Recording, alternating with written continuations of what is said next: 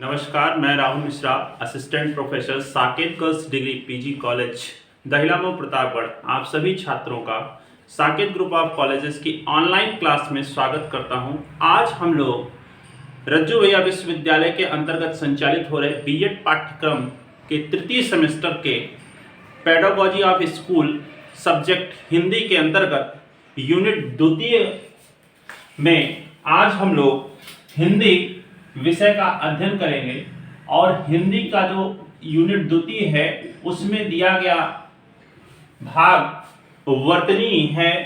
तो वर्तनी को समझने से पहले सबसे पहले हम अगर वर्तनी को समझना चाहते हैं तो हमें वर्णमाला को समझना पड़ेगा कि वर्णमाला क्या होती है। वर्णमाला वर्णों का वह व्यवस्थित क्रम जिसमें हम सभी वर्ण शुद्ध रूप से लिखना या समझना या उच्चारित करना जानते हैं। जब तक हम वर्णमाला को शुद्ध रूप से उच्चारित नहीं कर सकते हैं तब तक हम शुद्ध वर्तनी नहीं लिख सकते हैं। तो सर्वप्रथम जो हमारा विषय है वह है वर्णमाला। और वर्णमाला को अगर हम देखें और समझें कि वर्णमाला क्या है तो वर्णमाला को हम पहले विभक्त करते हैं 3 भागों में, क्योंकि जब तक हमें स्वर व्यंजन सभी चीजों का अध्ययन नहीं होगा तब तक हम इस चीज को समझ नहीं सकते। तो स्वर व्यंजन और अयोग्यवाह वर्णमाला को 3 भागों में विभक्त किया गया। एक स्वर के रूप में, दूसरा व्यंजन के रूप में, तीसरा अयोग्यवाह के रूप में। स्वर के रूप में इसके 3 भाग बताए गए। पहला हर्ष स्वर, दूसरा दीर्घ स्वर और तीसरा पुलुत स्वर। पुलुत स्वर यह एक मात्रीय है जिसमें 2 मात्राएं होती हैं और यह त्रिमात्रीय स्वर होता है। अगर इसको हम विखंडित करें तो हर्ष स्वर के अन्य नाम भी आपको मिलेंगे। लघु, दीर्घ का आपका नाम मिलेगा गुरु, या चीज आपको छंद में दिखाई देती है जहां पर आप लघु और गुरु के रूप में काउंट करते हैं। इसका अन्य नाम विजातीय, मिश्रित नाम पर भी आपको दिखने को प्राप्त होगा। त्रिमात्रिक स्वर जिसमें 3 मात्राएं प्राप्त होती हैं, मूलतः या ओम के रूप में हम देखते हैं। हे राम जिसमें विस्मयादि बोधक चिन्ह का उपयोग होता है, यह त्रिमात्रिक होते हैं। हर्ष स्वर आ, ई, उ और री।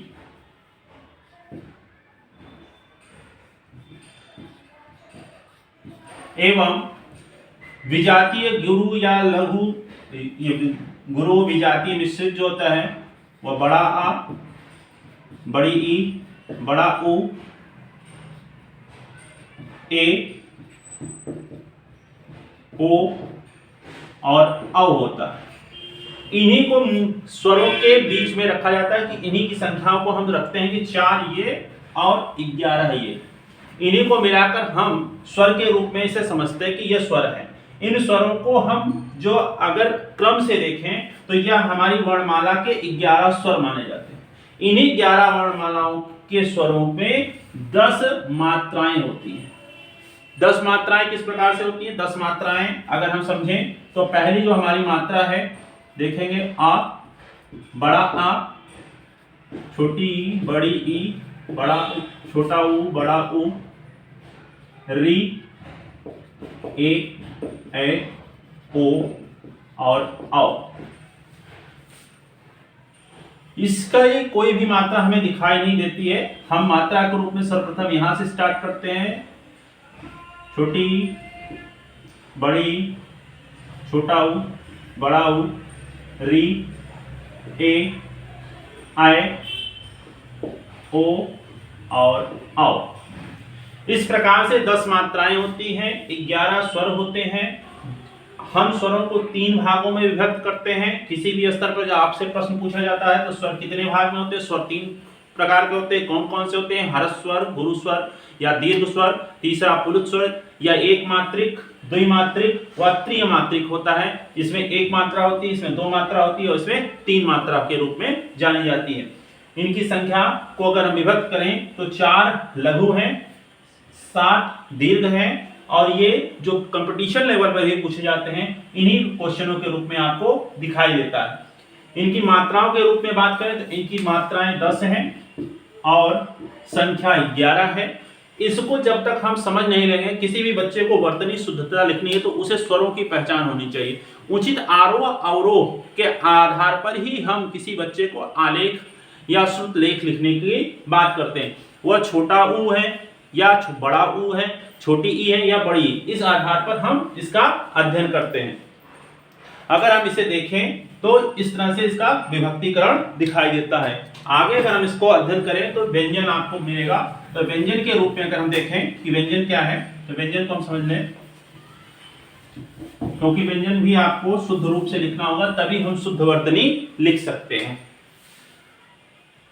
व्यंजन को भी विभक्तिकरण किया गया, 5 भागों में विभक्तिकरण किया गया है। पहला है स्पर्श व्यंजन,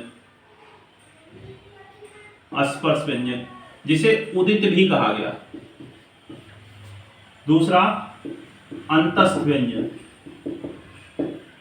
तीसरा ऊष्म व्यंजन, आगत व्यंजन और संयुक्त व्यंजन। अगर इसका हम अध्ययन करें और देखें कि ये किस प्रकार से विभक्तिकरण किया गया तो वो 25 वर्ण जो क वर्ग, च वर्ग, ट वर्ग, ट वर्ग और प वर्ग में आते हैं, इन्हीं को हमने क ख ग घ अंगा और इस तरह से अगर हम देखें तो सब में आपको दिखाई देगा 5-5 वर्ण। तो इनकी संख्या को लेकर हम 25 जानते हैं। ज, झ, इया, ट, ठ, ड, ढ, अड़, ध, न, प, फ, ब, भ और म। इन 25 को स्पर्श व्यंजन या उदित व्यंजन कहते हैं। इस आधार पर इनको रखा गया। अंतस्थ व्यंजन में जो आते हैं वो आते हैं य, र, ल, व। उस व्यंजन जो होते हैं उनको हम जिसमें बोलने पर ऊष्मा प्राप्त होती है उसमें है स, ख, श और ह। आगत व्यंजन जो राजा शिव प्रसाद सितारे हिंद एक महान कवि थे, वो लेखक थे हिंदी के, उन्होंने राजा शिव प्रसाद सितारे हिंद ने फारसी से 5 वर्णों को लाए थे। जिन 5 वर्णों को उन्होंने ले आया था उनमें से 2 ऐसे वर्ण हैं जो वर्णमाला में रखे गए हैं। आज की डेट में हम 2 वर्णों को मुख्य रूप से देखते हैं कि ज और फ। इनको हम आगत व्यंजन के रूप में जानते हैं। और संयुक्त व्यंजन जो किन्हीं 2 वर्णों से मिलकर निर्मित हुआ है, जैसे छ, जिसका निर्माण हुआ है अगर आप देखें तो क और श से हुआ है, त्र इसका निर्माण त और र से हुआ है, ज्ञ, धन इया से हुआ है और श्रमिक का ये तालव्य स और र से मिलकर निर्मित हुआ है। इस प्रकार से इन वर्णों को अगर हम काउंट करें तो 25 यहाँ पर हैं, आप देख रहे हैं कि 25 ये है, 25 में 4 ये वाले, इनकी संख्या 4, इनकी संख्या 4, 25 4 29 4, आप लोग काउंट करते रहिएगा। 25 4 29 4 33, 2 ये वाले 35, 35 और प्लस 4 ये वाले 39, इनकी संख्या हो गई 39। 11 स्वर हमारे पास पहले से थे, ये हो गए 11 स्वर, इनकी संख्या हो गई 50। हमें बताया गया कि वर्णमाला में 52 होते हैं, तो वो 2 कौन है, 2 और बचते हैं उच्छिप्त व्यंजन। उच्छिप्त व्यंजन, उच्छिप्त व्यंजन कौन कौन से हैं, ये 2 वर्ण, र और ह, जिनके नीचे हम बिंदी लगाकर प्रयोग करते हैं, उस तरह से वर्ण होते हैं उच्छिप्त। इनको बोलते वक्त आपकी जो जबान होती है वो ऊपर उछल कर आती है, इस प्रकार से इसको हम बोलते हैं। इस तरह से ये दो और ऐड कर लेंगे इसमें, तो ये 52 वर्ण हो गए। तो जब तक हम वर्णों को पहचान न लें तब तक हम शुद्ध वर्तनी तो लिख ही नहीं सकते। तो सबसे पहले हमें वर्णमाला की जानकारी होगी। और तीसरा जो भाग था वो था अंग और आहा का। ये अनुस्वार और अनुनासिक के रूप में जाना जाता है। एक अनुस्वार है, दूसरा अनुनासिक है। यह मूलतः आ ही है, जिसमें केवल मात्रा के रूप में प्रयोग होता है। अगर इसे हम देखें तो यह मात्रा है। जब भी प्रयोग होगा तो आप देखेंगे, जैसे दुख होगा, अतः होगा, इन सारे शब्दों में आपको यह दिखाई देगा। जैसे आप दुख लिखेंगे, आप अतः लिखेंगे, इन सभी चीजों में। और जो पंचमा अक्षर है, ये पंचमा अक्षर को जब हम हटाते हैं तो अनुस्वार के रूप में प्रयोग करते हैं। जैसे दंड, यह आधा वर्ण है, इसे जब आज के लिए में हम लिखते हैं तो हो जाता है दंड। इस तरह से हमने देखा कि पुराने पंचमा अक्षर का मकार हो जाता है, जिनको इस अनुस्वार के द्वारा हम प्रोनाउंसिएशन करते हैं, अर्थात उच्चारित करते हैं या लिखते हैं आज की डेट में। इस प्रकार से वर्णमाला के हम इस भाग को समझने का प्रयास करते हैं। तो 52 वर्णमाला के 52 चीजें आपको पता हो गई कि 52 वर्ण कैसे होते हैं। इसी आधार पर अगर हम इसका वर्णन विखंडन हम आगे करें, देखें, तो हर वर्ण को एक अपनी अलग श्रेणी दी गई है, अलग प्रक्रिया दी गई है कि इनको किस आधार पर किस वर्ण में रखा गया है। अगर हम देखें कि इनका उच्चारण स्थान देखें तो कंठ, अर्थात जो वर्ण कंठ से उच्चारित किए जाते हैं, जिनके हम उच्चारण स्थान कंठ रखे हैं, जिनका यहाँ से कंठ अर्थात जीवा मूली से जिनका उच्चारण हो रहा है, उनको अगर हम देखें तो आप इनको इस तरह से विभक्तिकरण करके देख सकते हैं। थोड़ा सा इसको हम देख लेंगे। कंठ, तालु, मूर्धा, दंत और ओष्ठ। इस प्रकार से हम इसको अगर देखते हैं तो जो कंठ है वो है क, ख, ग, घ, अंग। तालु है च, छ, ज, झ, ञ, ट, ठ, ड, ढ, अड़, ता, थ, द, ध, न, प, फ, ब, भ और म।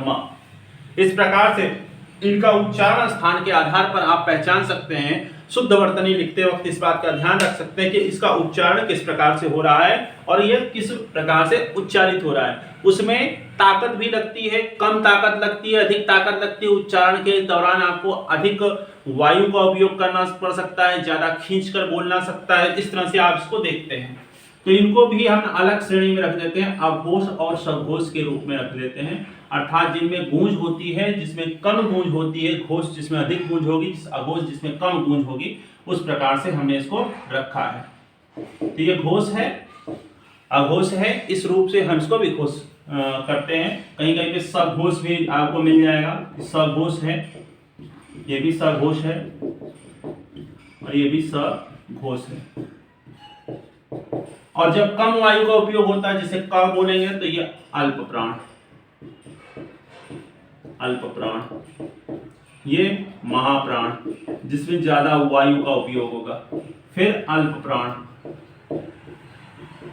फिर महाप्राण,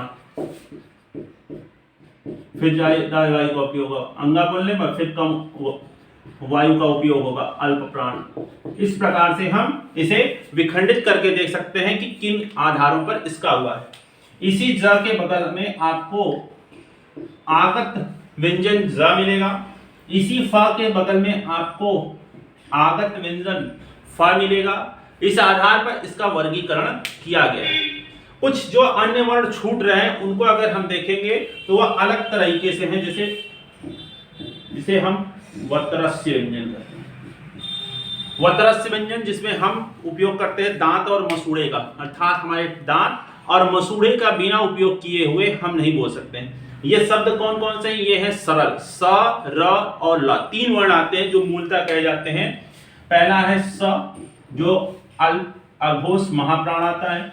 दूसरा आता है र और ला, तो र और ला को यहां पर रखा जाता है, अर्थात सघोष अल्प प्राण। इसी आधार पर आप इसका वर्गीकरण देख सकते हैं कि कौन सा वर्ण कौन से खंड में जा रहा है। तीसरा आता है दंतोष्ठ, जिसमें दांत और ओष्ठ का उपयोग करके हम बोलते हैं दंतोष्ठ। बिना आप दांत और ओंठ को मिलाए हुए दंतोष्ठ शब्द नहीं बोल सकते हैं। ये होता है वह शब्द दंतोष्ठ है, अर्थात दांत और ओष्ठ को मिलाने के बाद ही इसका उच्चारण किया जा सकता है। एक है मूर्धन्य, अर्थात मूर्धा से निकलने वाला। ये षटकोण ख जिसे हम खटकोण सा कहते हैं, ये होता है, यह आता है अघोष महाप्राण। यह अघोष महाप्राण में इसको हम रखते हैं। इस प्रकार से हम प्रत्येक शब्द का उच्चारण देखते हैं। एक आता है स्वर यंत्रीय, स्वर यंत्रीय जिसे काकल्य व्यंजन भी कहा जाता है, जिसे हम काकल्य व्यंजन के रूप में भी जानते हैं। ये ऊष्म संघर्षी भी है, ये अली जिह्वा भी है। ये इसको कहते हैं हा। हा का जो उच्चारण स्थान है वह इस चौथे वर्ग में आएगा। हा में ये चौथे वर्ग में होगा, सघोष महाप्राण है। यह सघोष महाप्राण है होता है। इसमें हम इसको इस ढंग से वर्गीकृत करते हैं। और उच्छिप्त 2 व्यंजन आपके मिलेंगे जिन्हें आपने पढ़ा था उच्छिप्त में।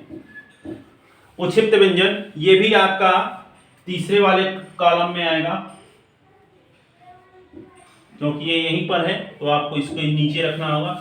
ये यहीं पर है तो इसको यहां पे रखना होगा। इस प्रकार से हम इसके सघोष और अघोष का वर्णन कर सकते हैं। उच्छिप्त अर्थात जिसमें संकर वर्ण है, इसमें हिंदी और फारसी का मिक्स होता है और के मिलान के आधार पर यह तय हुआ है। तो हम वर्णों को इस प्रकार से विभक्तिकरण कर लेते हैं। तो ये हो गया व्यंजन। और व्यंजन के बाद हम एक और चीज याद कर लेते हैं, वह है, देख लेते हैं, वह है संयुक्त स्वर। संयुक्त स्वर क्या होता है इसके बारे में भी हम अध्ययन कर लें कि संयुक्त स्वर किसे कहते हैं। संयुक्त स्वर तो छोटा आ और छोटी ई के मिलन से जो तैयार होता है वह होता है ए, जिसकी मात्रा आप इस तरह से लिखते हैं। दूसरा होता है, अगर आप लिखेंगे तो आप देखेंगे बड़ा आ और बड़ी ई, तो आपको ए का निर्माण मिलेगा।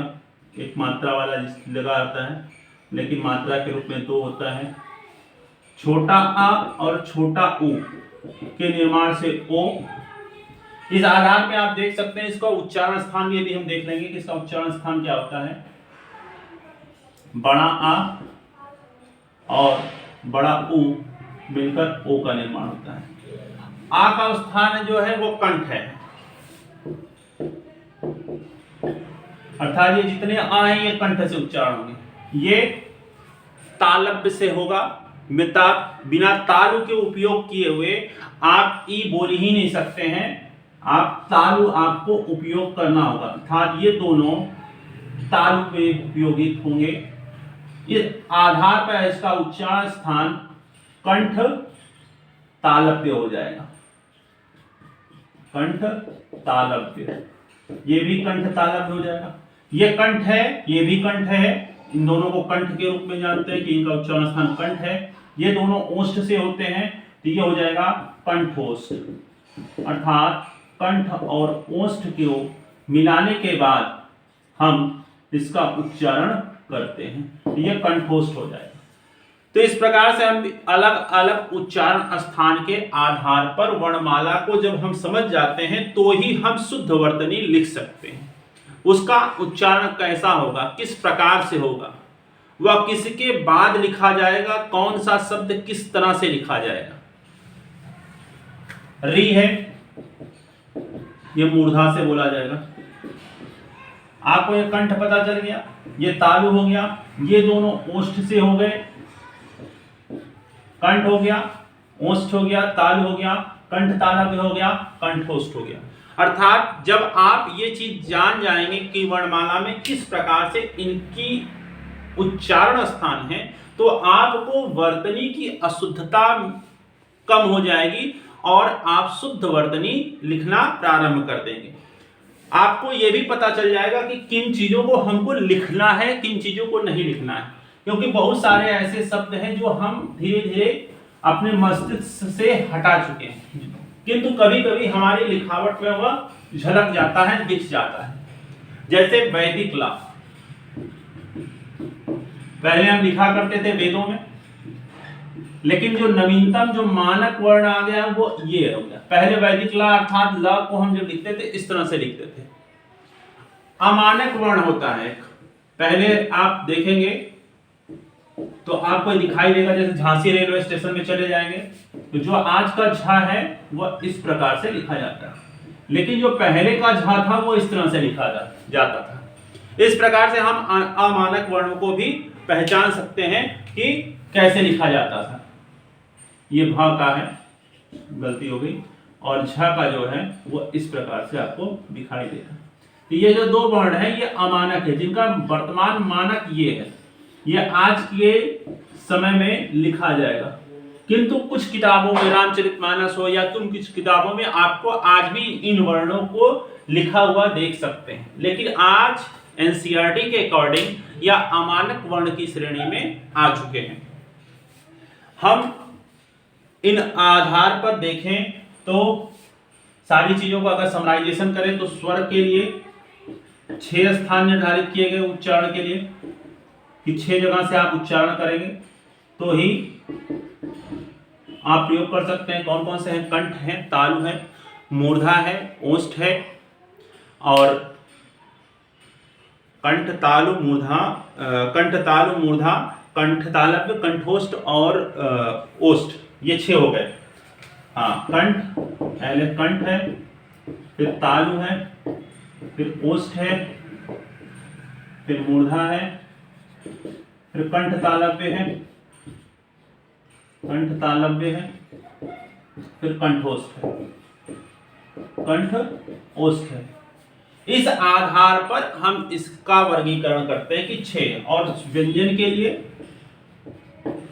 5 स्थान है। कौन कौन से? कंठ, तालु, मूर्धा, दंत, दंत्य और अंतिम में ओष्ठ, ये 5 स्थान हैं।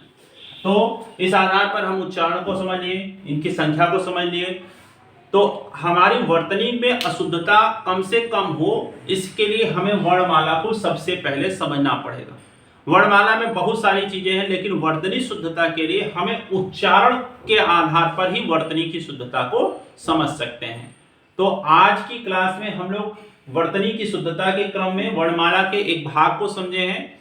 अगले पाठ में हम लोग इस क्रम को बढ़ाते हुए कुछ शब्दों को समझेंगे जो वर्तनी दोष के रूप में हम बार बार लिखते हैं, तो उसे कैसे हम शुद्ध लिख सकते हैं, कैसे उसको हम पहचान सकते हैं। तो इस आधार पर हम अगली क्लास में आप लोगों से पुनः मुलाकात करेंगे। इस चीज को आगे कंटिन्यू किया जाएगा। तब तक के लिए आप सभी लोगों को धन्यवाद। जय हिंद, जय भारत।